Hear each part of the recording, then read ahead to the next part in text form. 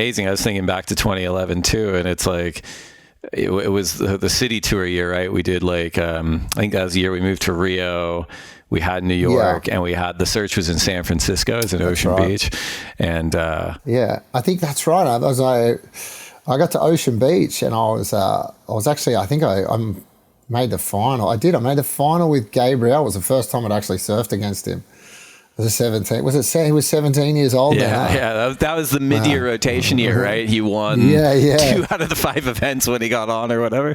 I remember I made the final and I was like, oh, I got this, Grom. This will be as easy. He comboed me so quick. I was like, wow. He'd believe the hype. He was the greatest at that time. I was like, wow, shit, here we go. That's funny, man. All right, well, we talked about the tough moments. I mean, you've even mentioned a few already, I'm sure, but like, is there any other kind of peak moments where you're like, man, this is, whether it's having your family with you or a particular win on tour that stands out when you look back? I guess for me, I guess growing up and surfing with Mick, and I guess, it's been such good friends. When I think back, I probably remember some of our finals together. We probably, a Bells final we had for the 50-year Bells anniversary event. That was something so special. Even a Chopu final together where he got me on the buzzer. One in France, that was incredible. Just some really classic, cool finals. They always resulted in, me and him, spending the whole night together after it and having a party and stuff. And I just remember thinking they were such good moments. We had a J-Bay final. We were both on fire in the event. I had a bit of a shocker in the final, but he put on a clinic and waxed me. But, they were really special ones. That's awesome. Having lived it yourself, in the trenches for 18 years, what is one thing you think that most people don't understand about the tour, or something that like maybe they think is right and is like, oh, it's not right? Or I don't know. A lot of people may not think of how serious we take it. It's at the forefront of your brain at all times. It doesn't stop. Even for me, I used to always be really cautious of when I walked in the door having kids. I had to kind of put my father cap on and be a dad and a husband. But it might have shifted to the back of my brain. But the moment that I, was leaving the next morning, it was it's very consuming to be, especially when you're challenging for a title or even to make a top 5 at that point. It's very obsessive.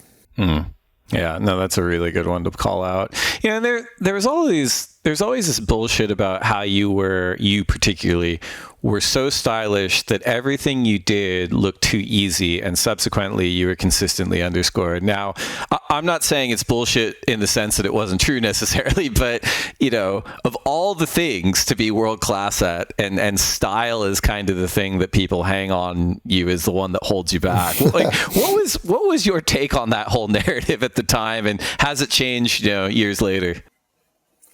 It used to piss me off so hard because I would be trying so hard and styles, it's not really coachable, we never, maybe today's, there's a few tweaks you can make, and I definitely had tweaks I made with trying the other way, to make it look more, and throw a hand up when when I didn't have to, and do stuff. I remember Luke Egan and I, we would talk about, lifting an arm just to, just like, well, that's just my natural way, is that way.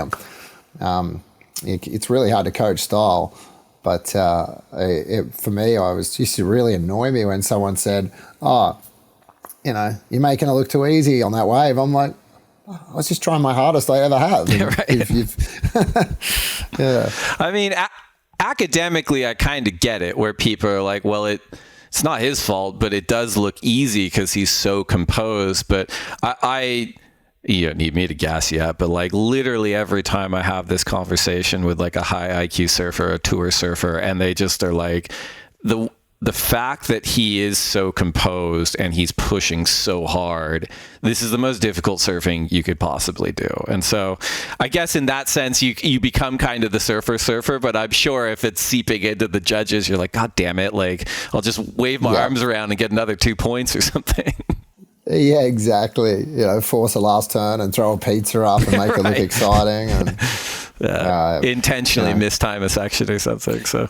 Yeah, which Kelly was incredible at that. Kelly forced so many maneuvers that you would like, we'd all go, oh, it looked cool, but it was, it looked forced, but it looked exciting. He was the master of disguise on that.